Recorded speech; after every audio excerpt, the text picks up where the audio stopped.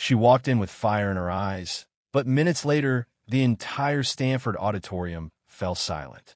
That night, Stanford University didn't feel like an academic campus.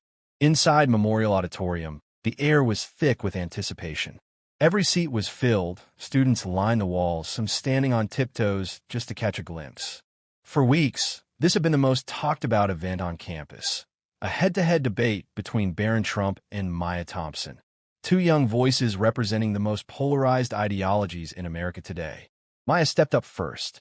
With her rainbow-colored hair and piercing gaze, she exuded the energy of someone who had come not to argue, but to conquer. Dressed in a black blazer over a t-shirt that boldly read "People over Profits," Maya was no stranger to political firestorms. As president of the Progressive Student Alliance, she had led student protests advocating for climate action, wealth redistribution, and tuition-free college. Her voice was strong, her confidence unmistakable. Tonight, she had come to expose capitalism for what she saw it as, an outdated, broken system that served only the wealthy. Across from her stood Barron Trump, the youngest son of former President Donald Trump, wearing a sharply tailored navy suit, calm, composed, almost surgical in his stillness. Unlike Maya, Barron had mostly stayed out of the public eye during his teenage years.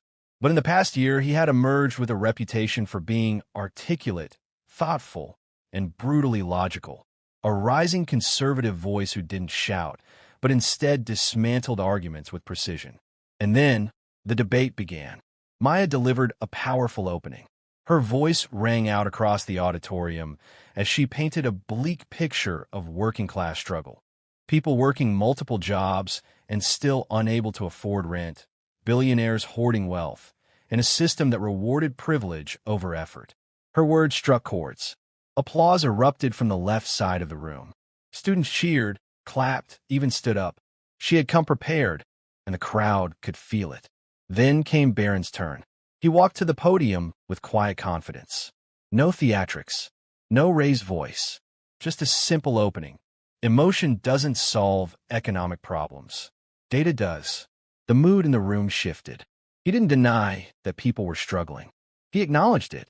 But then he posed a question so pointed, so direct, it caught everyone off guard. If capitalism is truly failing, why do millions risk everything to come to America? The audience hushed. Even Maya paused, if only for a second. It wasn't a flashy moment. It wasn't loud, but it cut deep. The silence that followed wasn't empty. It was filled with thought. In that moment, something changed. The debate was no longer about applause lines or ideological pride. It became something rarer, a confrontation with uncomfortable questions. Barron hadn't won the room with emotion. He had shifted its energy with reason. Maya didn't hesitate. As soon as the moderator nodded, she stepped forward and grabbed the edges of the podium like it was a pulpit and she a preacher with a gospel of resistance. Tonight, she began, her voice sharp and confident, we're not just debating theory. We're talking about real people. She spoke of Americans working 60-hour weeks who still couldn't afford rent, of parents choosing between insulin and groceries, of a system where CEOs earned 300 times more than the workers who made their products. Capitalism is a rigged game, she declared, and the crowd roared in agreement from the left side of the room. There was no mistaking her passion.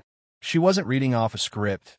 She was channeling lived experiences, quoting statistics like weapons.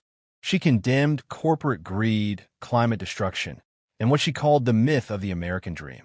If hard work leads to success, she demanded, then why are millions of Americans drowning in debt while billionaires get richer by the hour? It was a performance, yes, but it was also deeply personal. Maya was fighting for something she believed in. She ended her opening with a line that drew thunderous applause. The American dream, she said, isn't broken. It was never real to begin with. And then it was Barron's turn. He didn't rush. He simply stepped up, adjusted the mic, and waited for the noise to settle. Unlike Maya, who had delivered her statement with fire, Barron began with ice, cool, measured, and deliberate. Maya makes an emotional argument, he said softly, but emotion doesn't build prosperity. Data does. He acknowledged the room, Capitalism isn't perfect. No system is. But then, piece by piece, he laid out a case that flipped the energy in the auditorium. He spoke of history, how free markets had lifted more people out of poverty than any other system. He brought up comparisons.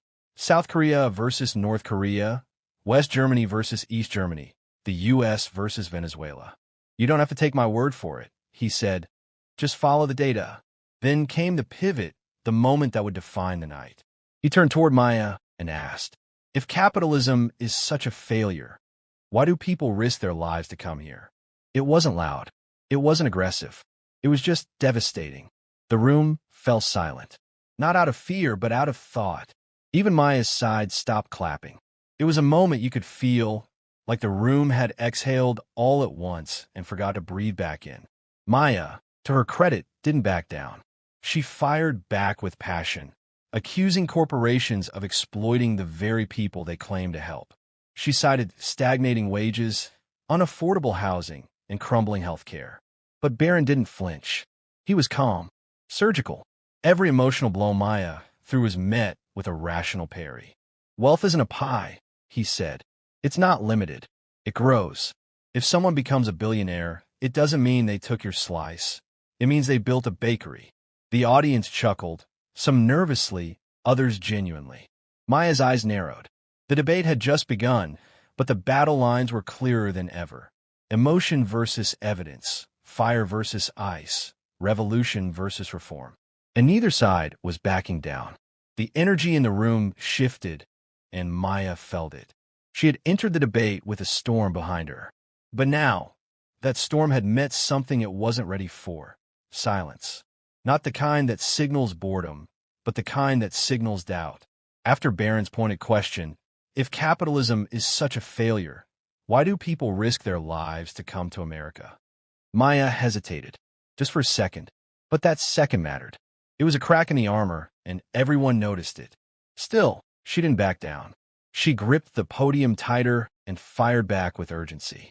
People don't come here because they love capitalism, she said. They come because they have no choice. They're fleeing war, famine, violence, often caused by the very corporations you're defending. Her side of the room exploded in applause again, louder this time, as if trying to restore the momentum. But something had changed. The applause no longer echoed with the same certainty. There was a new undercurrent, one of quiet tension. Maya continued, unleashing a barrage of statistics. The top 1% owns more wealth than the entire middle class. Wages have stagnated. CEOs make hundreds of times what their workers earn.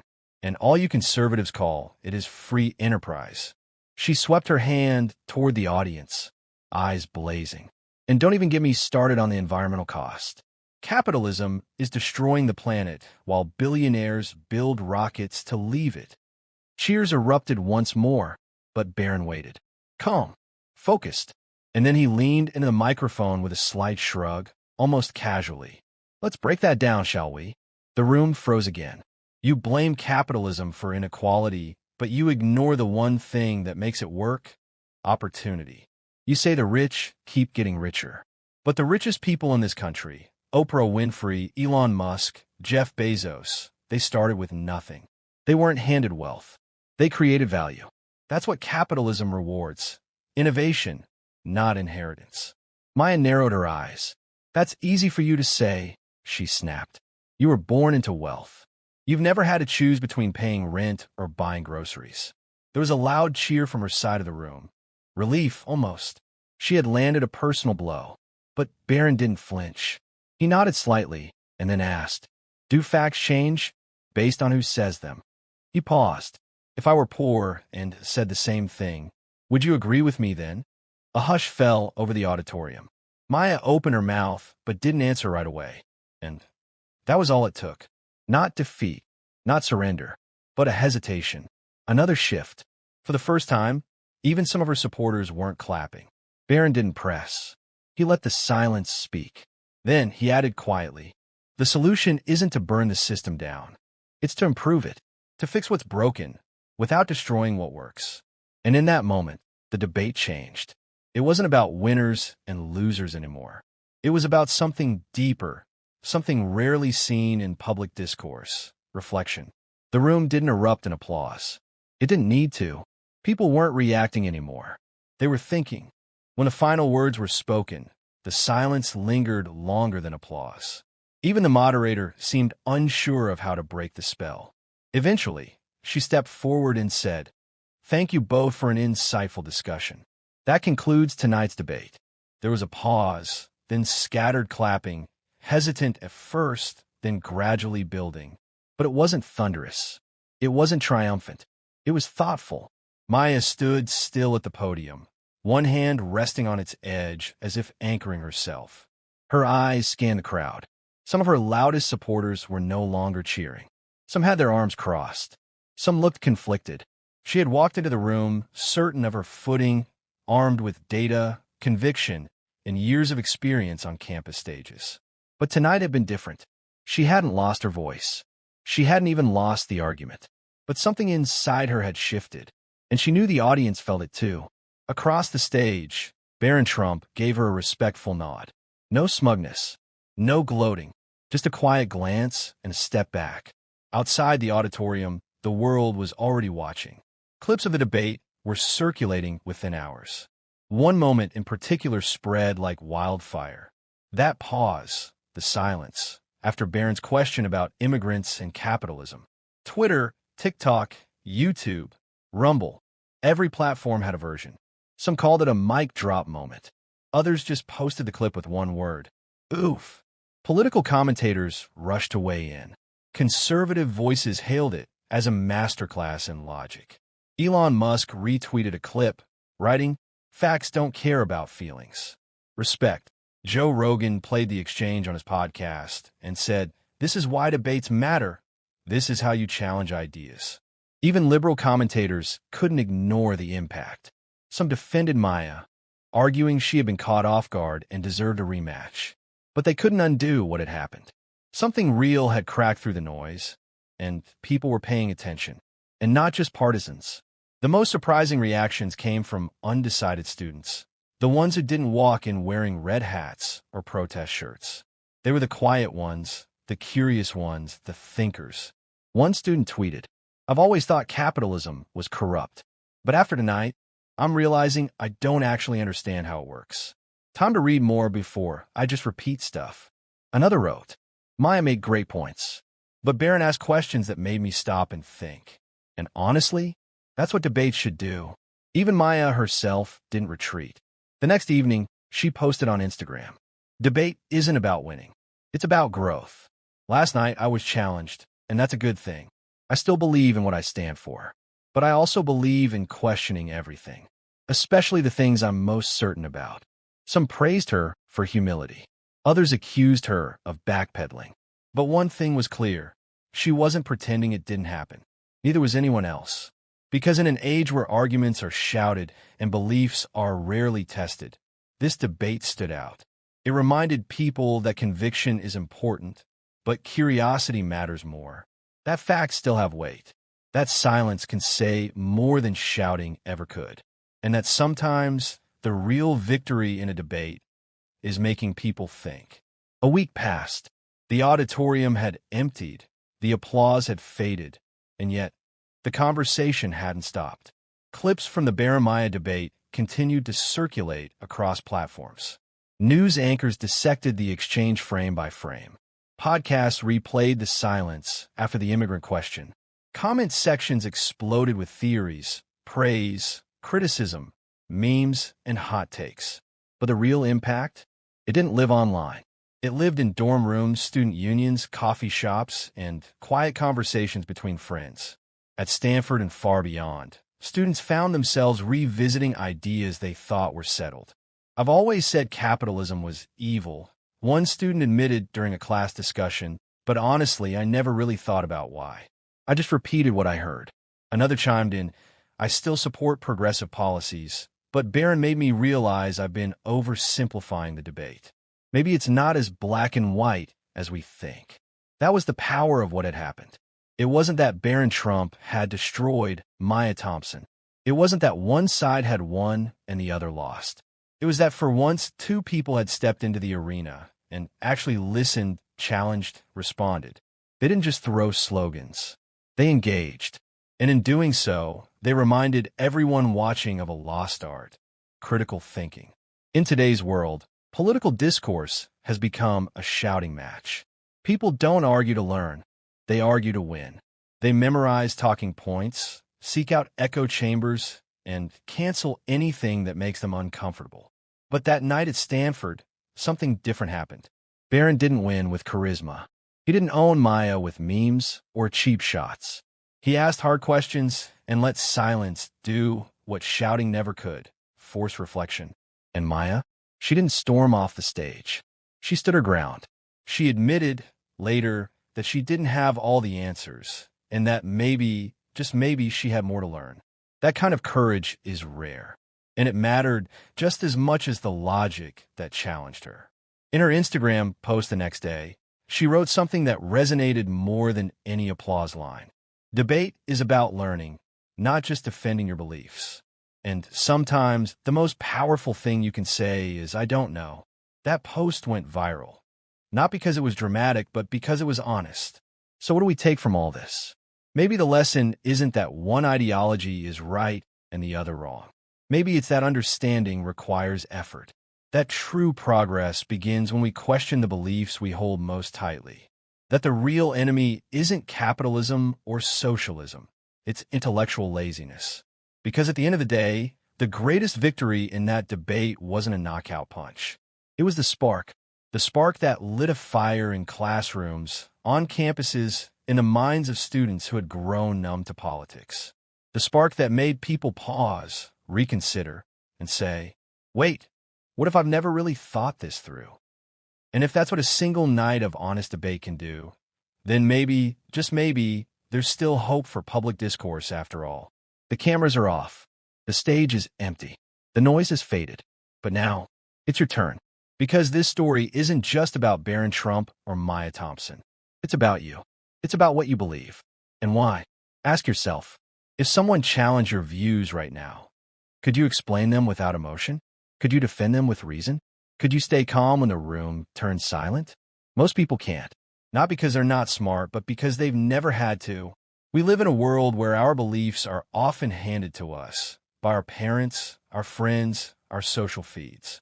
We repeat them, we post about them, we build our identities around them. But rarely do we stop to ask, do I actually understand this? Or am I just echoing what I've always heard? That night at Stanford, Barron Trump and Maya Thompson gave us more than a fiery debate. They gave us a blueprint for what real discourse can look like. Two young people, two worldviews, and a stage not used to cancel each other, but to test ideas. No one shouted over the other. No one stormed out. No one won in the traditional sense. But everyone watching learned something. Maya learned that conviction isn't enough. You need to prepare for the questions that shake your foundation. Barron learned that passion matters too, that even the sharpest logic needs heart to be heard. And the audience? They learned what it looks like when thinking is prioritized over clapping. So now, we return to you. You might lean left. You might lean right. You might not even know where you stand yet. Good. That's honest. Because the truth is, growth doesn't happen when you argue louder. It happens when you listen harder. So here's the challenge. Next time someone questions your beliefs, don't run. Don't deflect. Don't default to what's popular. Instead, pause. Think. Ask yourself, what if they're not completely wrong?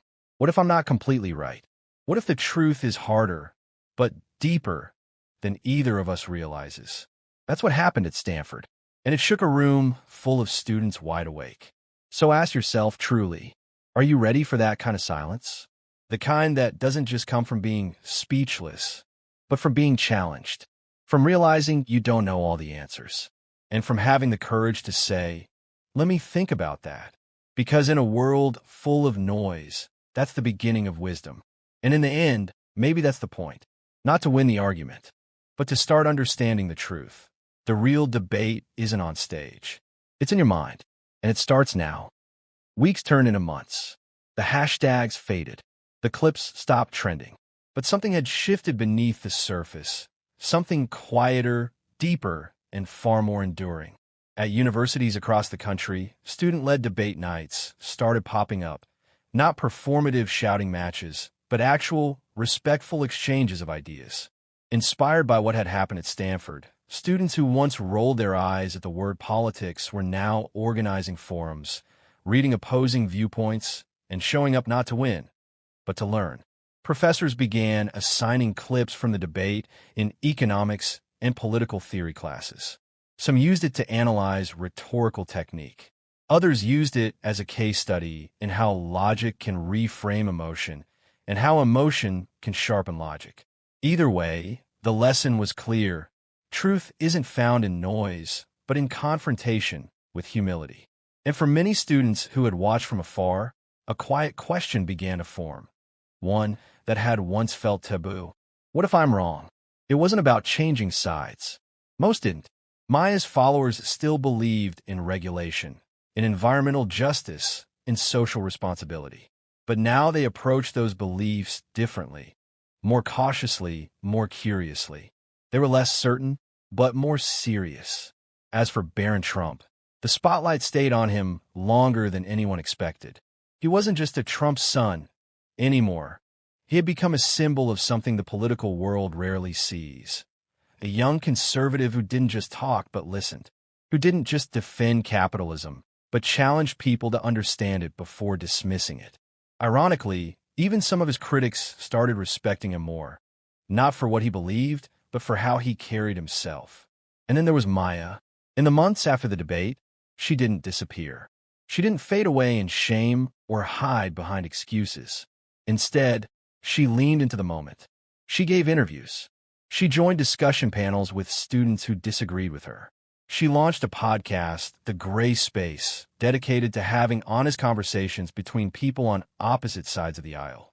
And in one episode, she said something that surprised even her most loyal fans. That night didn't break me. It woke me up. I realized I had strong convictions, but I hadn't built strong foundations under them. That's not weakness. That's growth. It was raw. It was real. And it was rare.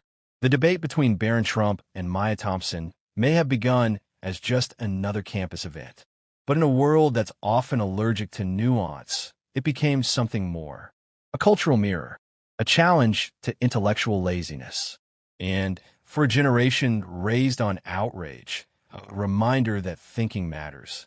Because one question, asked in silence, did more than win an argument. It sparked a ripple that's still moving. Long after the applause fades and the headlines change, what remains is not the debate itself, but what it revealed. What happened that night at Stanford wasn't just a clash between two students. It was a mirror held up to our culture, a reflection of how we talk, how we think, and how we disagree. Because today, disagreement feels dangerous. We live in a time where your opinion is your identity, and to challenge it is to threaten who you are. We retreat into echo chambers, block those who think differently, and use slogans in place of arguments. And yet, in the middle of that cultural noise, two young people, Maya Thompson and Barron Trump, did something radical. They debated, openly, honestly, without shouting, without walking off stage, without canceling each other. And for a generation raised on curated content and instant outrage, that was shocking. Not because of who won, but because of what it reminded us, that civil disagreement isn't a weakness. It's a cornerstone of a free society. Think about it. We say we want tolerance, but only if the other person agrees with us. We say we want truth, but only if it fits our narrative. We say we want progress, but how can there be progress without challenge? That's the real message behind this debate. It wasn't just capitalism versus socialism. It was emotion versus evidence. Assumption versus inquiry, certainty versus curiosity. And most of all, it was a test of whether we still know how to listen. Because here's the truth. If your beliefs can't survive a question, maybe they aren't beliefs. Maybe they're borrowed. Maybe they're fragile. But if you welcome that question, even the uncomfortable one, you give your beliefs strength. You give them roots. And that's what happened in that silent moment. That's why the audience stopped clapping. Because for once, someone didn't answer with noise. They paused. They thought. In a world obsessed with winning, that was the real victory. And now the question turns to you. Not just what side you're on, but how you defend it. Do you rely on anger or understanding? Do you attack or invite challenge? Are you just repeating or are you thinking? Because at the end of the day, the future isn't shaped by who yells the loudest. It's shaped by those who ask better questions, who dare to sit in silence, who aren't afraid to say, I need to think about that. So yes, this debate was a moment. But more than that, it was a message. That logic still matters. That dialogue is still possible. That somewhere beneath the noise, we are still listening. And that maybe, just maybe, truth still has a fighting chance. Directed the question isn't who won the debate. The question is, what will you do with what it revealed? One debate, two voices, a room full of young minds, and one question that left them all silent. What started as a clash of ideas became something much bigger. A reminder that we don't grow by being right. We grow by being challenged. Maya stood for passion. Barron stood for logic. But what they both proved is that courage isn't just speaking up. It's staying in the conversation when it gets uncomfortable. That's the kind of courage our world needs more of. Not the kind that cancels, but the kind that listens. Not the kind that attacks, but the kind that reflects. Not the kind that wins the internet, but the kind that changes minds. Because one day, it won't be Maya or Barron on that stage. It'll be you. So the real question is no longer, who won that night? The real question is, when your moment comes, will you be ready? Studio microphone if you enjoyed this story. Don't forget to like, subscribe, and share. Because in a world full of noise, let's be the ones who still choose to think.